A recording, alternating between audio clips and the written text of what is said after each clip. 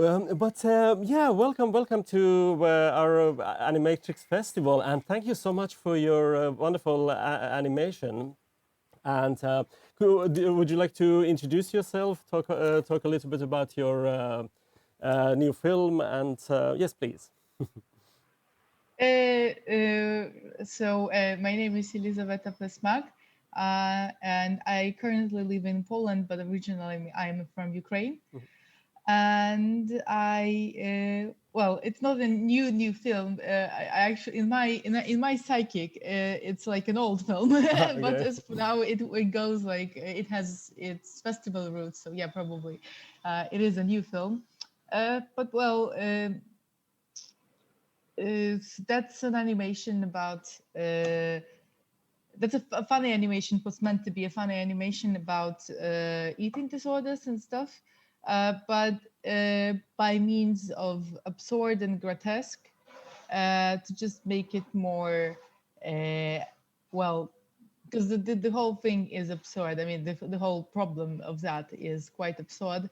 So I thought about balancing it out, not in the way of body positivity that is like pretty sweet and Mm. like it just tells you to be soft on yourself and stuff, and it's okay, but it kind of derives you of challenge of like working with yourself and stuff. That's why it wasn't working for me when I was trying to find the ways to kind of grasp this whole topic for myself. So I thought about making it, well, kind of creepily grotesque and absurd. And well, then I made this film to kind of like laugh on the question of on the issue. So here it Yeah, yeah, is. yeah, and then you use very kind of like really surreal visual like elements and kind of cues to make this kind of absurd and sort of be able to kind of, I suppose, laugh about it, because it is a quite a funny and kind of like humoristic film. Yeah, well, I mean, I tried to. I wasn't at first. I wanted to make this as some situations, like those absurd situations that are when you are having those issues. But then I was struggling with kind of making it work as a form, as a whole film. So then it kind of glued into this basic idea of this traveling of a character, like traveling of the hero or something. There's always there's Like a a journey, term, yeah, in hero's journey, a yeah, journey, yeah. a journey, a hero's journey, because it's like the most basic form of well, telling a story, and the whole absurdity and the whole things they transformed into characters and into the design of the locations and stuff. And for example, this god, which is a giant wait, how is this called, scales, yeah, which is a giant scale.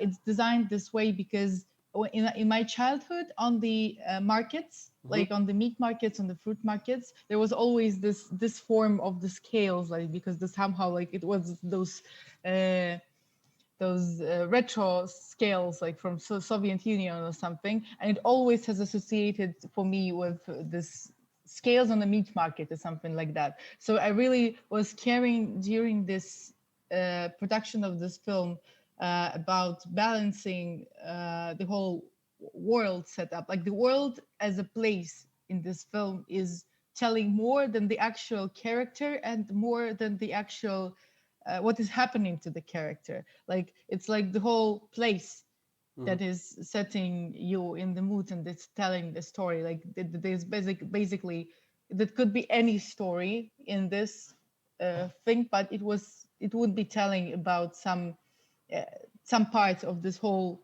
problem. So I was trying to trying to make it work that way. Yeah. Yeah, and I think it is quite interesting, like how it goes from just this kind of normal life, and then you fly away with these kind of giant butt-like characters with to the other world. And I think it's like design makes it really, and then the kind of like the design of the characters is really interesting, and it makes it quite interesting to watch that, what's going to happen next, and then there are these kind of battles in there. And I suppose you yeah, well, yeah, basically it was like this kind of a, like, let's say, a hero's journey, that you have these battles. And did you consider like different kinds of like battles for it, and then you decided these ones are the best, or? Yeah, but basically it was like with the battle scene, it's fun because I get a lot of questions about the battle scenes, and people tend to like it very much. Like they tend to say that's their favorite part of the film and stuff. But the thing is that I just ran out of time because I really wanted to, like, the obvious but the most tiresome way was to animate the whole, like, like anime battle, like with the whole punching and flying and Mm, stuff. But the truth is that I didn't have a lot of time, and I wasn't, well, I'm not that best in animating action scenes. yeah. uh, so I had to make this film on the exam, basically. So I had to, I knew that I would like to make this battle and would like to make it kind of dramatic, like to stand out, Hmm. because this is like the most contrast point in the film. But the truth is that I was just keen on making, at some point of my life, a pixel thing, because I just wanted to do that, like nothing special. I just wanted to try it out. And back then I was like, okay, so maybe I will, it would be more time saving to make this way, like the 8-bit battle. Hmm. But the truth is that I actually worked on it like for 3 months after that, like after I finished the exam and stuff, because I was working on the film 2 years, I guess even more than 2 years after the exam, the actual exam. So I remember I was for 2 months I was making this scene, even though it looks like a very simple thing. But I actually wonder now if it would be less time consuming to actually animate a Yeah. battle, because Yeah, it is. probably It it is would be. technically, yeah. Of course, it becomes like technically tricky, and like visually, or like generally, like what kind of influences? Because there are a lot of visual kind of like surreal cues in it. Like, did you have a particular like influence, like visually, or something that you wanted to show in the film when you were kind of like figuring out the storyboard and how to visualize your story? Well, it kind of happened naturally. I mean, I knew that this film would be. mm how to say that? Because I didn't really think about that when I was making the film, but I know that I used a lot of settings about templates from the pop culture and stuff. Hmm. So as a thing to tell some parts of the story, I used that pretty basically as a parody or as a template. But I kind of used it. It wasn't that I was unconsciously doing that, but neither was that I was consciously doing that. I mean, it was kind of in between. I just felt that it's the best way in there for the film. And also, well, I mean, it's kind of as now as I see backwards on it, it was kind of trendy at the time. It kind of dies out now. Hmm. I mean, with the whole references to anime and games and stuff. But back then, it was kind of on the wave, and it kind of is now. But it's just that in my next projects, I probably would avoid that, just because it kind of well, I guess it's too trendy or something. I mean, it kind of makes you lack in your own uh, visual, well, in your own thoughts, as to say, in Hmm. your own symbols and stuff. Yeah. But that's okay. I mean, it's not that. I just think that I just when I was giving it a back thought, I thought about this way. Mm. Yeah. Yeah, it's interesting. Yeah, because what also reminds me, this film reminds me of, is this other film called, I think that's also about eating disorders, this Egg by Martina Scarpelli. And that one I don't is, think I saw it. yeah, yeah, yeah. And it's kind of like, that one is, yeah, I think it's much more simple, like the visual things in there. Basically, there are two symbolic things. There's the egg, Uh and then huh. there's the cube. And then everything happens in those kind of spaces. So there aren't other visual cues. But that one Mm. is kind of, I would say, is more serious, and I think it was about like 15 minutes or something. So I found it a little bit like harder to watch, and it is very serious. So it feels like really really intense. I feel like in your film, because of the fact that there is kind of is much more making light of the situation, and there are these kind of crazy, butt Mhm. characters, and yeah, and then you had these. What was the name of the team you were talking about? No, not the team. I mean the place that is going to. I actually forgot. Ah, the Slim Batlandia. Yeah, Slim Butlandia. Yeah, exactly. Yeah. All of this is kind of like I think that the fact that it makes it so have all these kind of interesting and funny cues and symbols and things in there, that makes it Mhm. really kind of like enjoyable and sort of easy way to sort of deal with the problem. Mm, Yeah. yeah, I mean, yeah, because those names were also important. It was kind of tiresome to make it work in English and in different languages because it's in Polish it's zachudodupie, and it's kind of it gives you the feeling of this being very far away, like a faraway country or faraway kingdom or something like that, Hmm. but also something like it has this. Like a forgotten town somewhere. Like it kind of has this Uh, sound like everything working together. But Slim Badlandi is kind of getting close to that. And about talking about other influences and references, I think that at one point, "The Wall" by Pink Floyd was very important during making this film. And there's also this scene when she's like gets to the wall, like back to the wall when the bats attack her. Uh, and in in in thinking about the wall, I kind of got this feeling a of being in of being trapped by your own mind and your own monsters, and this whole physiognomy of those bats and stuff, and this kind of creepish thing was mm, also taken kind of from that, because they have like a lot of those in the film. They have a lot of those physiognomic, like yeah. the wife becomes the pussy with the legs, and suddenly there is umbicus or something like that. And I kind of like that in there. So I thought that mixing that creepy physiognomic things with something light and funny and stuff would be, well, interesting just Mm. to watch. Yeah, it's true. Actually, I'm glad you mentioned this the wall because I was thinking about that, but because I think it was there was a bit of a different subject there. I think the idea was because I actually wrote something about that. I think when I was studying, I wrote one of the theses based on that, and then I saw all this kind Ah, of Gerald Scarfe because Gerald Scarfe is the one who like directed and designed it because he's not an animator; he's a famous illustrator who did that. uh-huh. And then he was talking about this character, and it was I think it's some kind of a mean judge that is talking there. And because he uses these bad words, I think the idea was that it was sort of like talking out of his arse. And there Yeah, basically you have the yeah, face on the butt over there, and it's actually really kind of grotesque the way it talks. But I think that's also the way that that film or those animations of like Gerard Scarfe always work. That he is very kind of straightforward and direct about it and doesn't mind criticizing because normally in that film is about criticizing the system and things like that, and he yeah. says it's like right ahead and it's like there's an ass talking to you and he's talking out of his Yeah. arse and everything is yeah, but this is kind of similar. Yeah, it's interesting that yeah, it's kind of same visual cues in there.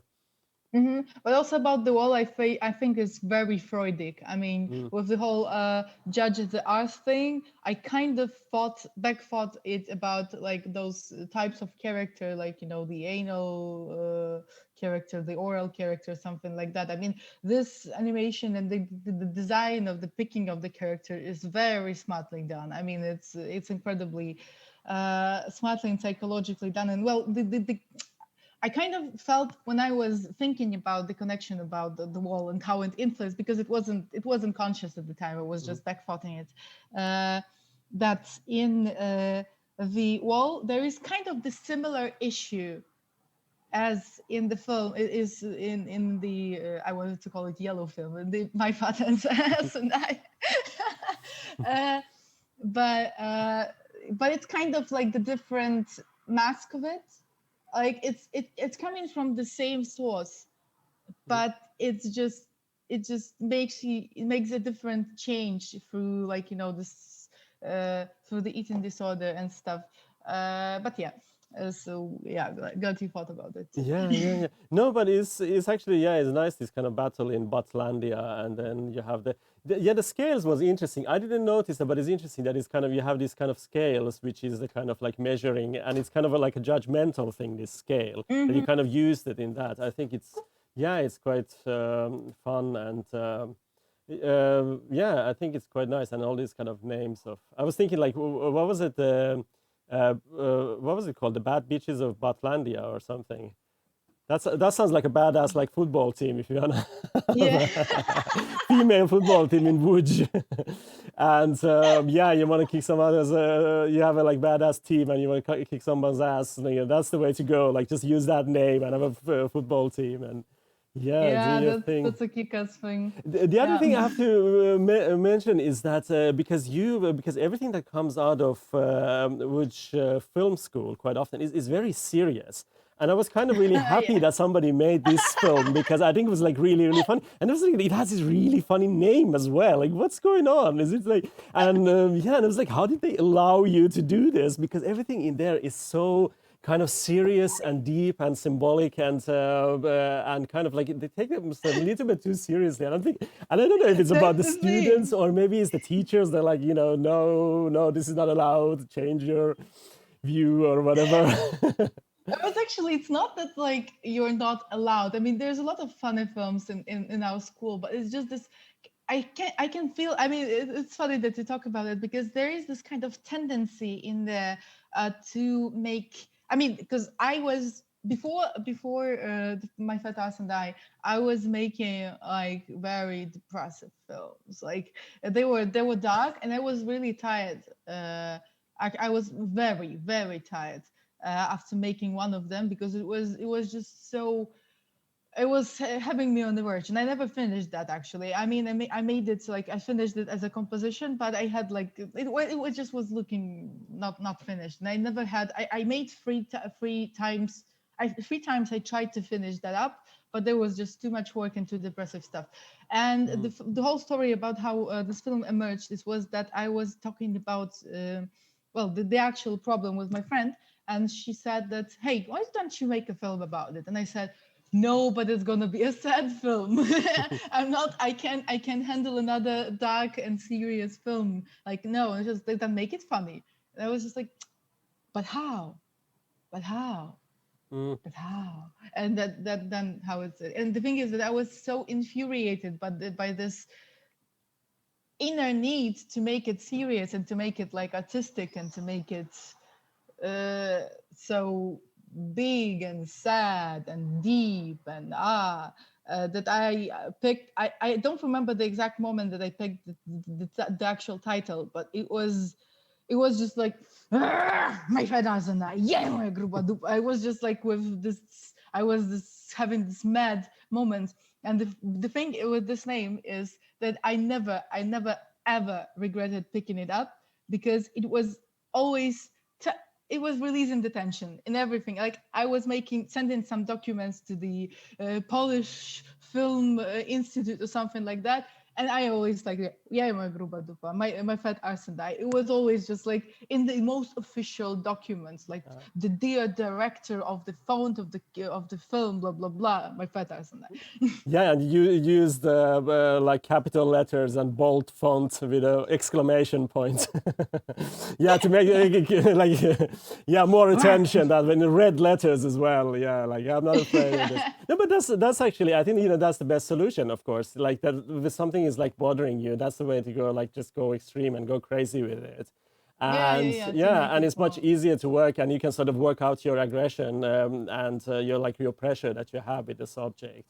And I think, yeah, that works really well. And then I suppose because actually speaking of funny kind of humoristic films coming out of Łódź, I was really surprised that was it last year we had this Rain by Piotr Mlczarek, which is one of your Yeah. teachers. And I was like, Yes, this yes. is so funny. It's like, how did he do that? I thought he's the guy who's always like telling people to do no very serious films. And I think that was a really good like release. And No, the yeah. thing is that we didn't actually have this with Piotr Dumała and Piotr Milczarek. There's absolutely no pressure to make a serious film. That's the thing. I think that when I was working with them, I mean, it happened so that I kind of was avoiding, I guess, like talking about the film back at the time. So I kind of like just outsourced it like away. But the thing with that I very much adored about working with Piotr Milczarek and Piotr Dumała, they always help you, like they always give you some their guidance and their ideas, and they always give them, like if they don't like something, they will tell you that, but you are free to do anything you want. Basically, there is absolutely no pressures, absolutely no like trying to get you to do what they think is best. There's absolutely no pressure, no manipulation, like no playing on your ambitions to make like something artistic or something like that. Absolutely nothing like No, that. that's good to So hear. that's And why it actually, I feels so. know because I met Piotr Masharek, and I was really surprised that he's such a funny guy. He's so Oh, relaxed he's and such funny. a His funny huge guy. beard and yeah. I met him like a couple of years ago somewhere in a festival. I didn't think that it's him. Like, really, are you the teacher? And I say, yeah, I do that too. So I realized that actually he's very relaxed, and I think it's mostly because I mean, in Poland is because cinema is such a big thing, and it's been taken sort of like so seriously and artistically for decades. And then you have the film school there, and animation is kind of almost like part of that as well. I think it's maybe the status, or maybe I don't know. It's maybe the critics, because I mean I know like the teachers. I've met them, and they're. Yeah, and they are kind of nice, and it's wonderful to hear that kind of they basically, if they feel like the story is good and interesting, they just say like, yeah, go with it. And I think, I suppose, like, maybe that's also the secret, that they kind of give you these kind of clues and things to work out your film the best way you can. And you know, every year we have so many like good films coming out of Łódź, and yeah, it's quite interesting. But actually, speaking of the other one, which I found, which was kind of more strange, 80s retro humor. You know the one, is it called Kosmiczne Trio? Kasia Michowicz, yes, she's Yeah, the best. I that is crazy. absolutely I've never adore met her. her, but I saw this in a festival, and I was like, She I studied just with have me in to the have group. this. Like, she sent it to us like last year, and I watched. Oh, this is so crazy, that one, and it's like everything about it, all the like VHS stuff about this Yeah. 80s sci-fi. It just works perfectly. It's but yeah, I mean, I suppose she's in Łódź as well, and so you know you. She's in my. We studied together like for 2 years, because there was a mishap with the years, but we were in the same year. So yeah, she's my group mate, and she's absolutely fantastic. I adore her. She's like this master of surrealistic, soft way of telling a story, which is just engaging you so much, and you're just sitting there like, I don't know what is happening, but I absolutely love what is happening on the screen. Yeah, so good you met her, because I think, yeah, she is this so surreal, everything that happens in that sci-fi. I think, what is it called? The Adventures of Not So Special People from Outer Space is the English name. And then the Polish name is Kosmiczne Trio, like cosmic trio. Yeah, the English one was so long that I learned the Polish one faster. I thought like, yeah, this is just 3 words, and that was like 10 words or something. Uh, And yeah, that's there's what. also another another long name out of what's called and another ingenious animator, Julia Orlik. You probably also heard about that.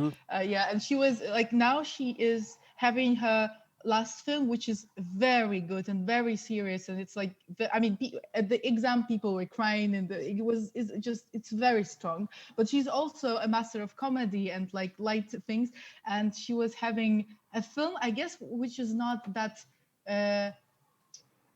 Well, I mean, it's a wonderful film, but I don't know if you know that, and it's called Quid Latinum Dictum, blah blah blah blah blah, something in Latin, like very long, and it's like translated as everything said in Latin sounds smarter. Ah, okay.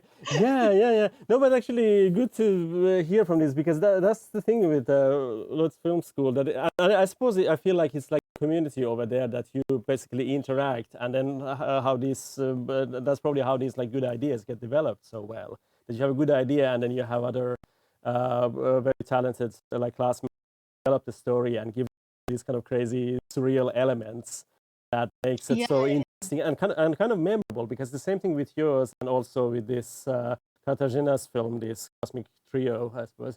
It is the same thing, that it has these elements. You there once because I saw that film, I think, first time like 3 years ago, and I was like, yeah, it just doesn't get out of my head. This is just so amazing. And but the same with you, with these like flying, butts and legs and everything. It's really good to have these clues, and it just helps people to understand. And you have so many of these wonderful elements in the film, so that makes it really, really great. Nice. Yeah, but wonderful to talk to you. And yeah, it's been really lovely talking to you and hearing about these projects. Yeah, I really wish I could come to Łódź. I've been there a couple of times, but I think normally just been like quickly. I just been to the museums and stuff, and I haven't been to the schools. But I've met a lot of your students in other cities and festivals, and it's Hmm. always wonderful to talk to these people because they're so, I don't know, they're so creative and they're so interesting to talk to. And I kind of like feel that it's wonderful to talk to you as well because now I know that your mind kind of works the same as well. So yeah, it seems like a very wonderful community there. And Piotr Kardas I've met also there a couple of times, and he's wonderful as well. So Yeah, yeah, okay. I will. he's promoting your film so well. He's the best promoter ever. He take him to what Indonesia and everywhere, just to show them he's like the best guy for that. But hey, thank you, thank you for talking to us, and yeah, and good luck with your film. And I hope you get a lot of awards. And I hope this, as soon as this pandemic is over, you can come over here, and I can come over Yeah, I would there. love. And yeah, which is certainly such a wonderful city for animation and film. And yeah, thank you for your time, and have a nice summer. And good luck with your film. Thank you for the talk. Yeah, it was nice to talk. Okay, okay. Thank Thank you. you, thank you. Bye. Okay, Bye bye. bye. Oops.